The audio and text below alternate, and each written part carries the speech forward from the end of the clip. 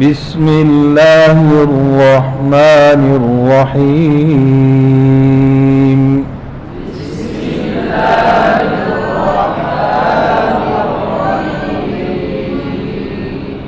ایک قاعدہ مجھے بھی دے دیں.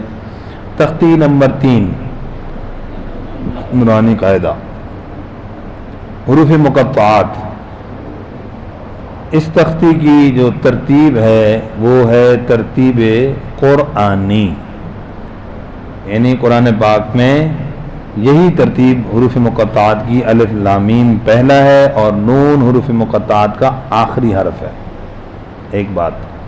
دوسری بات آگے جی، حروف مقطعات قرآن پاک میں کتنے ہیں؟ تو بھی کتنے ہیں؟ یہاں پر کتنے لکھے ہوئے ہیں؟ جلدی بتاتے جائیں، ابھی یہ بھی نہیں کاؤنٹ کیا آپ نے. کتنے ہیں؟ یہاں 14 لکھے ہیں یار، یہاں بھی غلط کر گئے ہو. اچھا، تو قرآن پاک میں کتنے ہیں؟ 29. جو پہلی تختی میں حروف تھے نا وہی یہاں پر بھی وہی تعداد ہے. کتنے ہیں؟ بولتے نا کتنے ہیں؟ 29. بغیر تکرار کے 14 ہیں. بغیر تکرار کے ہاں، آپ کے 15 کہاں سے ہو گئے بھی؟ ٹھیک ہے جی. اچھا، اب غور کیجئے گا. اسی طرح اس کا ایک مجموعہ نکالا ہوا ہے 14 حرفوں کا. یہ ویسے 29 تھے، 29 کا مختصر کیا کتنے؟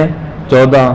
پھر وہ 14 کا مختصر کیا ایک 14 حرف، ناقص اصلکم حی طاہر. لکھ لیجئے گا، بڑی کتابوں میں لکھا بھی ہے.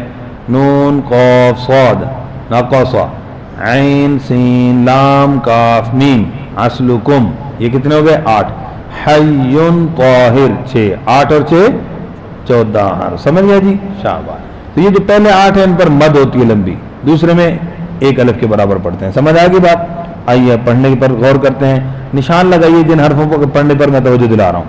نمبر 1 مثال کے طور پر ہم نے الف لام میم کو صحیح کر لیا.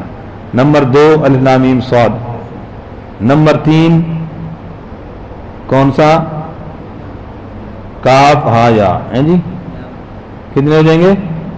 3. اور یہ الف لام را بھی ہے اور یہ 4 ہو جائیں گے. طا سین میم بولو 5 اور عین سین کاف 6. یعنی یہ 6 حرف اگر آپ اچھے طریقے سے محنت کر کے یاد کر لیتے ہیں تو باقی ساری تختی آپ کی انشاءاللہ صحیح ہو جائے گی. یہ 6 حروف ایسے ہیں کہ جن کے اندر اکثر طور پہ ممکنہ غلطیاں ہوتی ہیں. آئیے پڑھنے کی طرف چلتے ہیں. دیکھیے گا بیٹا، اب ہم پڑھنے لگے ہیں تو یہاں پر اکثر غنہ بیچ میں جو ہے نا مس ہو جاتا ہے. اس غنے پر توجہ دلانے کے لیے کیا طریقہ ہے دیکھیے گا. آدھا پڑھیں گے، پڑھنا بھی ہے. الف لام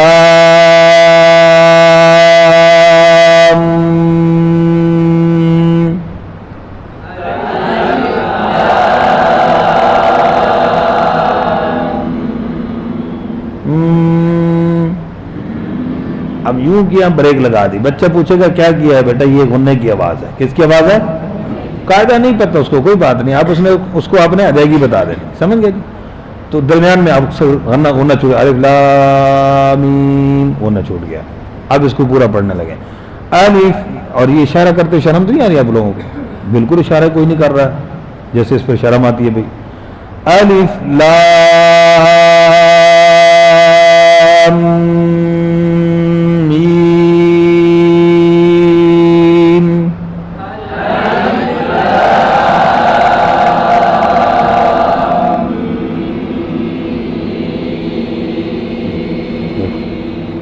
آدھا گھنٹہ پہلے پڑھ کے بیٹھا ہوا پھر بھی گناہ نہیں کیا.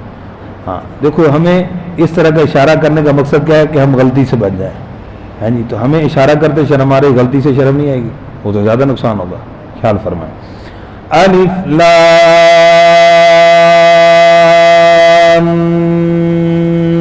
میم صاد.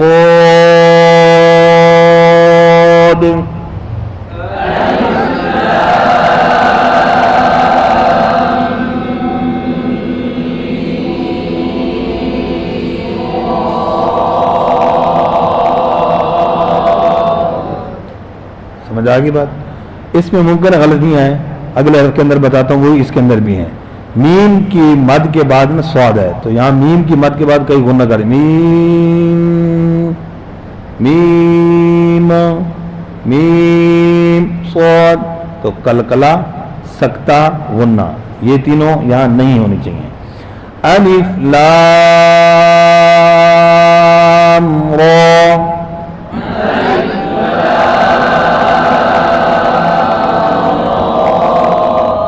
لیکن پھر پھر لمبے کر گئے، یہ اکثر غلطی ہے. تو لمبا کیوں کرتے ہیں بھائی؟ کہتے ہیں جی کھڑی جگہ اوپر ہے، تو بھائی کیسے سمجھائیں گے؟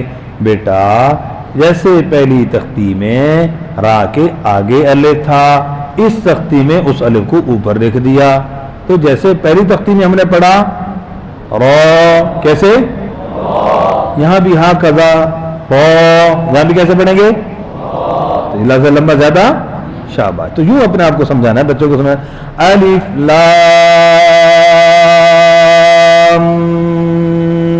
میم را،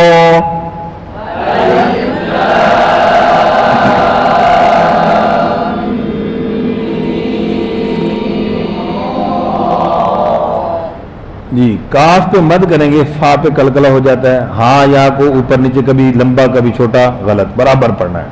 اس لیے پہلے بچے کو پڑھانے کے لیے آدھا پڑھانا ہے. کاف ہا یا،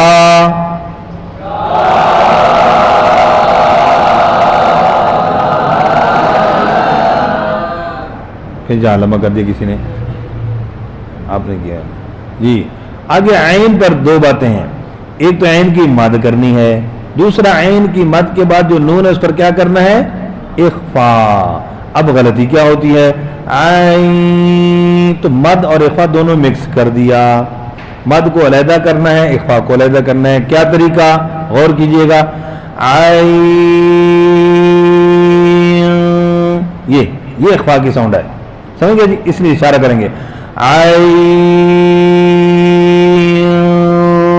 صاد،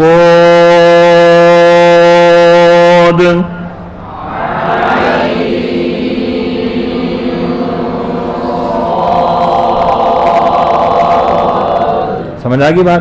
اسی طرح اس کو مکمل بھی پڑھنا ہے. طہ، اب اس میں بھی آگے پیچھے بس اوقات کسی ایک کو لمبا ایک کو چھوٹا کر دیتے ہیں.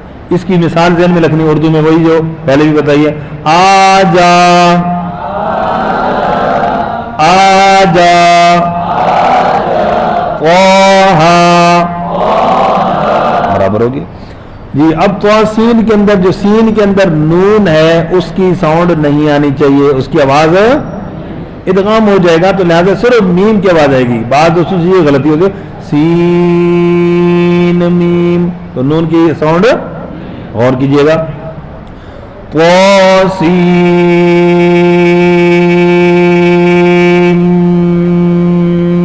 میم،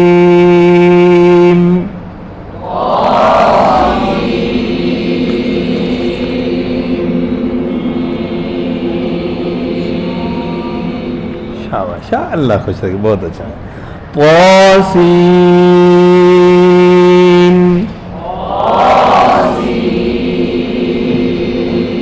جی یاسین.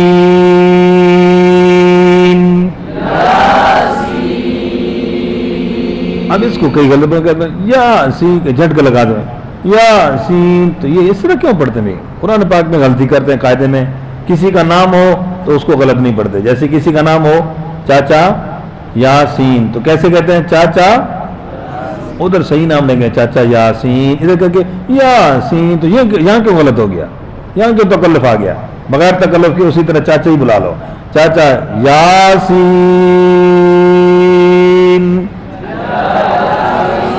اللہ کو چلے. دیکھو بھائی زبان نیچے نہ ہے، سواد میں اکثر غلطی آ رہی ہے، بواد کے اندر بھی منہ جتنا کھول لیا پھر زبان نیچے چلے گی، غلط.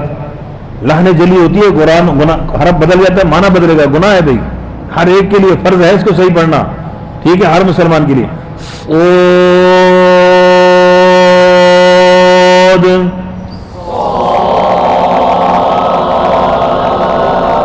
حامیم،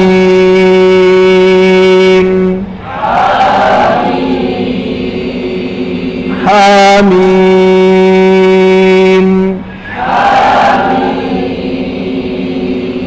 جی اب آگے اسی طرح عین اور سین ان دونوں کے اندر مد بھی ہے اور اخفا بھی ہے. کیا ہے بھائی؟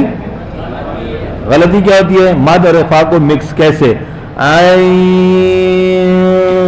ابھی عین مد بھی پوری کی اور اسی کے اندر اخفا بھی ڈال دیا. لہذا مد اور اخفا دونوں کو علیحدہ علیحدہ کیسے کریں گے؟ اشارے کے ساتھ. عین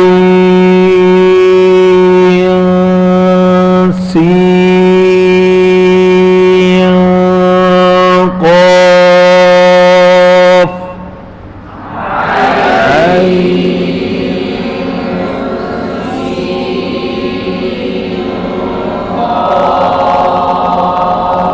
شاباش.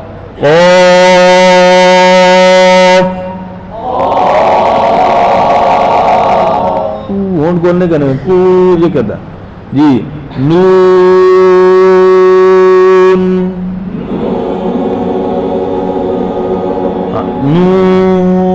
نون نو سی میں آواز نہ جائے. نو نہیں ہے نو. کیا ہے؟ ہاں نو. یہ وولین کی مثال ہے. نو نو نو نو اور نو. سمجھ گئے جی؟ نون.